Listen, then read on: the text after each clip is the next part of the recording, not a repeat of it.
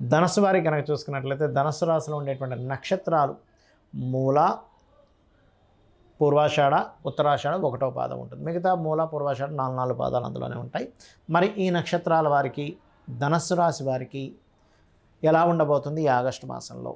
మరియు 27 నక్షత్రాల్లో మీరు ఏ నక్షత్రంలో జన్మించినప్పటికీ కూడా ఉదయం 10 నిమిషాల పాటు మీరు ఏ దేవతని ధ్యానం చేసుకోవడం ద్వారా బాగుంటుంది అనేటువంటి అంశాలు చెప్తుంది నేనైనప్పటికీ చెప్పిస్తుంది సాక్షాత్ లలిత అమ్మవారిగా భావిస్తూ ఆ లలితాంబిక అమ్మవారి యొక్క అనుగ్రహం పరిపూర్ణంగా కలగాలని మనస్ఫూర్తి కోరుకుంటూ, ఇక్కడ ముఖ్యంగా మూలా నక్షత్రం వారి తండ్రి గారు ఆరోగ్య విషయం పట్ల కాస్త జాగ్రత్తగా ఉండాలి. అందులో ముఖ్యంగా 17వ తేదీ నుంచి మరింత జాగ్రత్తగా ఉండాలి.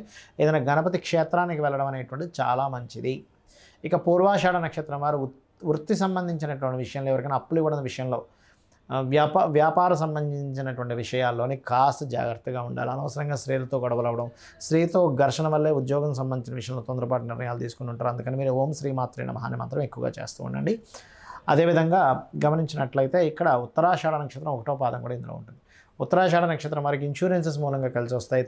తాతగారు ఆస్తి మూలంగా కొంత కలిసి వచ్చే యోగం ఉంది. కాకపోతే కాస్త మీరు కూడా ఈ 17వ తేదీ తర్వాత తండ్రి గారు ఆరోగ్య విషయంలోనే, బ్యాంక్ ట్రాన్సాక్షన్స్ విషయంలో ఖచ్చితంగా జాగ్రత్తగా ఉండాలి. అయితే మీ యొక్క ధనస్సు రాశి వారికి అర్ధాష్టమ శని నడుస్తుంది కాబట్టి ఏదైనా ప్రాపర్టీ తీసుకునేటువంటి విషయాల పట్ల కాస్త జాగ్రత్తగా ఉండండి. ధైర్య సాహసాలతో కొన్ని పనులు చేస్తారు.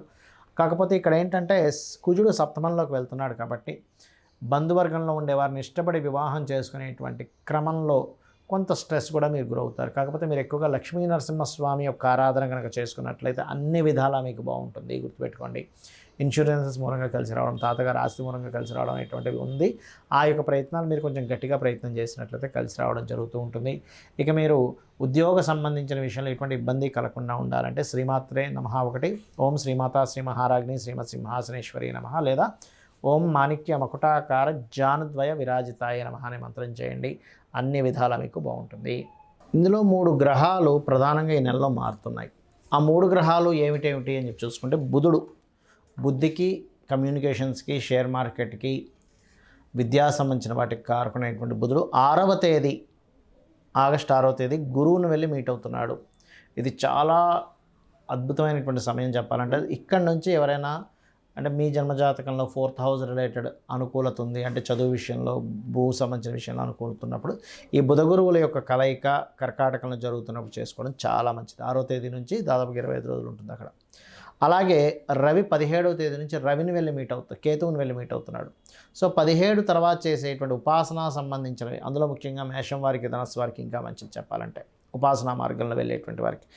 ఇక శుక్రుడు 2వ తేదీ నుంచి కన్యారాశిలోకి వెళ్తున్నారు కాబట్టి యూనివర్సల్గా అందరూ కూడా కొంచెం స్త్రీల విషయంలో, ఓ స్త్రీమూర్తిని బయటికి పంపించే విషయంలో, ఇటువంటి విషయాల పట్ల కాస్త జాగ్రత్తగా ఉండాలి. అయితే మనం నక్షత్రం చెప్పుకుంటున్నాం కాబట్టి ఇందులో ఒక చిన్న విషయం చెప్తాను. ఇప్పుడు చూడండి, అశ్విని, మక, మూల నక్షత్రాలు ఉన్నాయనుకోండి.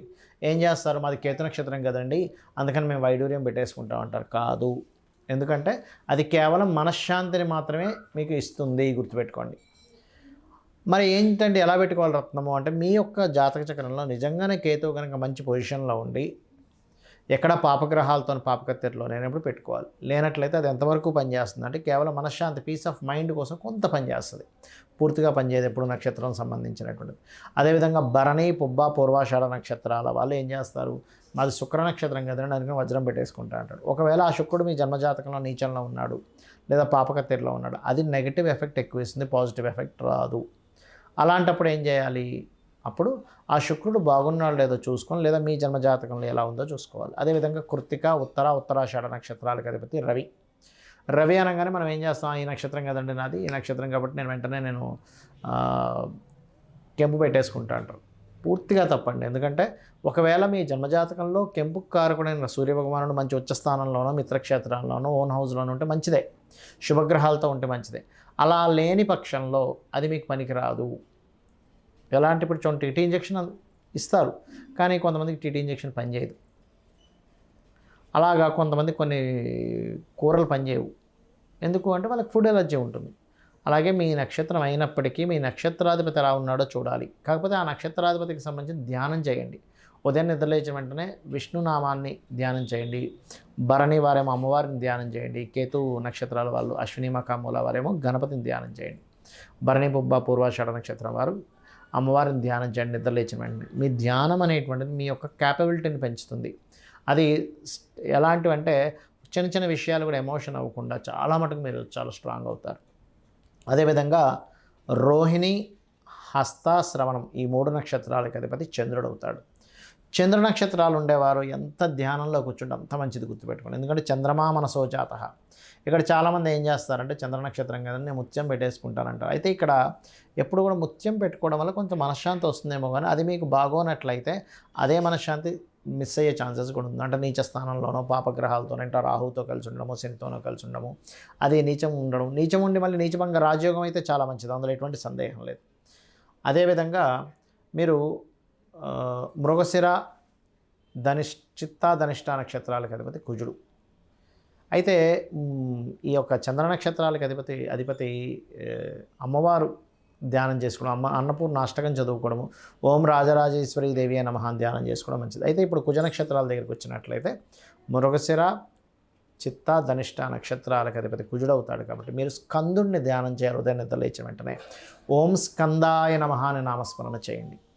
అదేవిధంగా మీరు మరొక విషయం ఏంటంటే, మీకు తెలియక ఏమండి మాది కుజ నక్షత్రం కదా పగడం పెట్టేసుకుంటా అంటాం. పగడం పెట్టుకోవడం వల్ల ఎవరైనా సరే కాస్త ధైర్యం లేని వాళ్ళకి ధైర్యాన్ని ఇస్తుంది.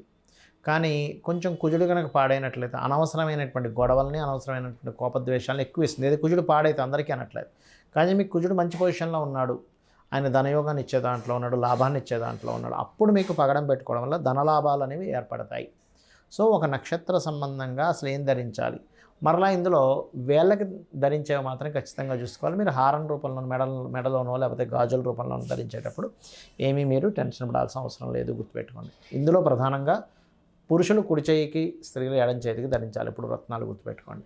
ఎందుకంటే మీరు గమనించండి, ఎవరికైనా చెయ్యి అది చూసేటప్పుడు, హస్త సాముద్రికం అది చూసేటప్పుడు స్త్రీలకు ఎడం చేయి చూస్తారు, పురుషులకు కుడి చేయి చూస్తారు. అంటే వాళ్ళ యొక్క భాగ్యం అనేటువంటిది ఈ కుడి చేయి ద్వారా క్రియేట్ అవుతుంది. ఇక్కడ ఉండే రేఖలు మారుతున్న వాటిని హస్త సాముద్రికంలో వాళ్ళు గమనిస్తుంటారు. స్త్రీలకు ఎడం చేతిలో ఉండేటువంటి మార్పుల్ని గమనిస్తారు. ఎందుకు కుడి చేయి చూసింది చెప్పారంటే ఎడం చేతిలో ఉంటుంది వాళ్ళకు ఉండేటువంటిది.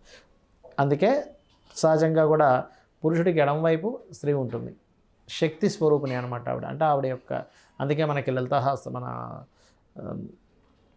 అమ్మవారికి సంబంధించినటువంటి వీటిల్లో కూడా చూసుకున్నట్లయితే సౌందర్య లహరిలో కనుక చూసుకున్నట్లయితే శివశక్త్యా యుక్తో యది భవతి శక్త ప్రభవితం అనేటువంటి నామం శ్లోకం ఉంటుంది. అంటే ఏమిటి, అమ్మవారు లేనిది అంటే శక్తి లేనిదే శివుడు కదలలేడు అనేటువంటిది. కాబట్టి ఏంటంటే స్త్రీలకు అందుకే లెఫ్ట్ సైడ్ చూసుకోవాలి, లెఫ్ట్ సైడ్ ధరించాలి. ఇక ఆర్ద్ర నక్షత్రము, స్వాతి నక్షత్రము, శతభిష నక్షత్రానికి అధిపతి రాహు అవుతాడు.